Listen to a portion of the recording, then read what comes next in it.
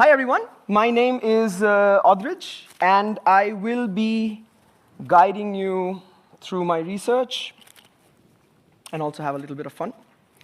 So what I want to start off with is, what is the death of an economist?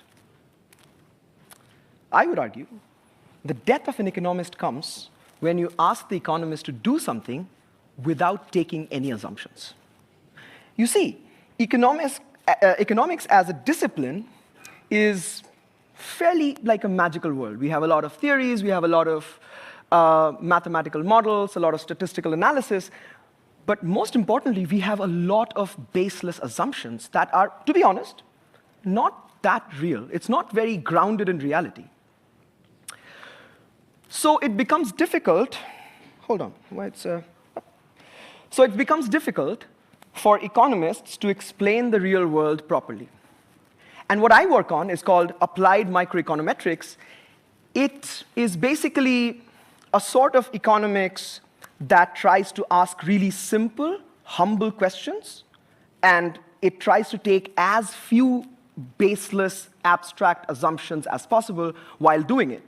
And in that scenario, applied microeconometricians try to explain the world very small steps at a time. Okay?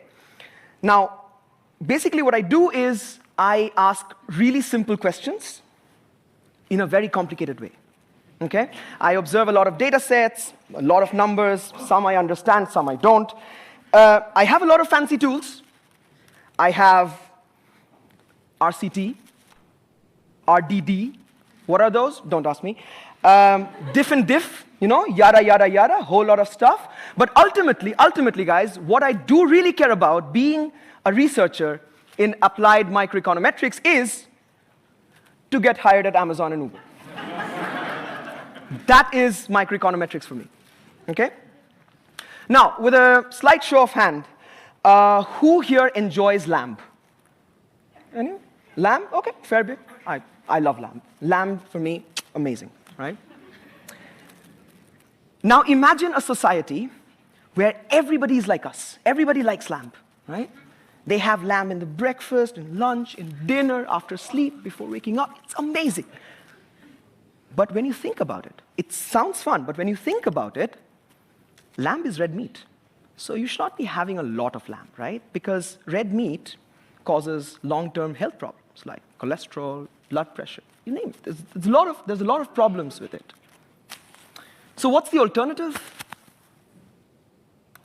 Broccoli. We all love broccoli. Come on, right? No, I'm kidding. We don't love broccoli as much, but it's the healthier choice, right? So essentially, the idea is there is a society of people who make some choices, and these choices are like eating lamb. They are good to begin with, but they are suboptimal for you. Let's call them norms, right? In a society where people tend to do something so much that it becomes the norm for them to do. And what I want to do is to be able to push them out of that suboptimal norm into a better, or let's say more optimal habit. So that's where my research comes in, right? So I observe a society who are making bad choices. I just want to make them make good choices, okay? And for me, that instrument is called incentivization. It's a very powerful push mechanism, right? So you have lamb, you have broccoli, just a little bit, right? A little bit push towards making good choices, right? Of course, it doesn't matter what the lamb is or what the broccoli is. What matters is, in society, how much we can help people improve by making better policies for them. And it doesn't stop at lamb or broccoli. We could talk about moving from driving your own car to taking the public transport. We can talk about abolition of slavery, right? Because that was a norm once, but now it's not. So this incentivization in economics is a very powerful tool. It's a nudge mechanism. We call it nudge in the literature. It's a push mechanism, basically, where you push people to make better choices. Okay? Now, the question is it contextual? Is it universal? I would argue incentives are universal.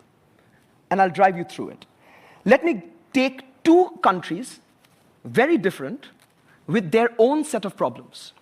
And I'll show you how this powerful principle of incentivization drives home a better outcome, right? So Germany on one side with its own set of problems, we know there's a lot, and Senegal on the other side with its own set of problems, right? So they have different cultures, they have different crises, and therefore they have different contexts. Now let me come to Germany first. In Germany, from what I know, if you lose your job, then you have this tendency of finding a job in the near vicinity. You don't go far away to find your job. If you lose your job in Berlin, you want to go as far as Potsdam, let's say. But you don't want to go all the way to Munich.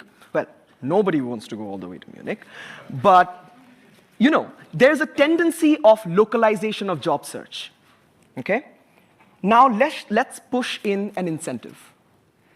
An incentive is basically where the government comes and tells you, hey, you lost your job, let me give you some more time in terms of unemployment benefits, or let me give you a mobility subsidy so that you can go away. You can, not go away. You can go far away to look for jobs. Okay? And voila, people take up that offer. You'd be surprised to know that people actually take up that extra time or extra money and they go far away. They actually go to Munich, right? Even when it's not the Oktoberfest. Right? So the result is they get better jobs. They get jobs that are more attuned to their preferences. They get jobs that are better for their skills. And not just that, they get jobs with a higher lot of money. Because the jobs that they get, or when they travel far and wide, they broaden their horizon, they get jobs that pay highly as compared to the jobs that they would have gotten had they stayed back. Right? So in this case, incentives work. So what about Senegal? Senegal is a very different country, right? So it's important for us to understand, sitting in the privilege of Luxembourg, that what we take for granted, a whole lot of people don't. So when we fall sick, who do we go to? Well, after crying to our mothers, we go to the doctor, right? In Senegal, that's not the case. In Senegal, if people fall sick, the first thing they do is they self-medicate.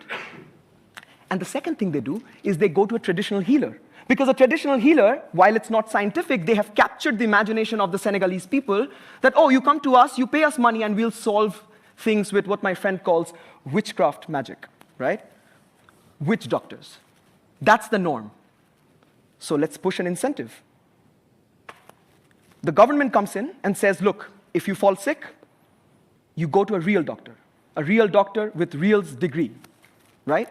You go to a doctor that knows his stuff or her stuff, and you get checkups, you consult. And if you do that, we will not let you pay. We will give you a user fee exemption. And people do that. People actually positively respond. And unsurprisingly, they get better. Who would have known, right? In the land of UHC, universal health coverage, who would have known if you go to a real person with a real degree, the real medical professional, you actually get better. And because this idea of incentivization is based on user fee exemptions, they end up spending less, right? So what we have today in Luxembourg or in Europe, it's coming now to Senegal. So maybe less of witch doctors in the future.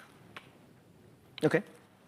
No, the idea is to use this principle of incentivization to make people's lives better. It doesn't matter where you are. It doesn't matter where you come from. It doesn't matter what your problem is.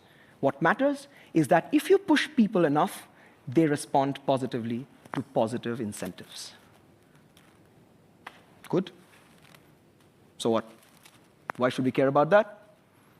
We shouldn't. Except that we should. Because incentives are the cornerstone of policymaking. What we call incentives, politicians call policymaking. And people vote in Luxembourg. It's not India or Russia, right?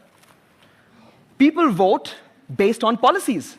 They don't vote on the basis of religion. They don't vote on the basis of whether or not it attacks another country. No, we vote on policies, and incentives are why these policies are being made. And not just that, if you evaluate the existing mechanisms, Thank you so much. I'm going to wrap up really fast. If you have incentives, right, it helps you make policies for tomorrow better. And applied microeconometrics is a fantastic method of doing that because, as I said, it asks simple questions based on limited assumptions. And also because it's fun. Because we need fun. Okay? Last. I want to leave you guys with two statements. Two statements, I promise I'll finish. The first one is, if we know what works, we can make better policies for tomorrow. And the second one is, always have your broccolis on time. Thank you so much, guys.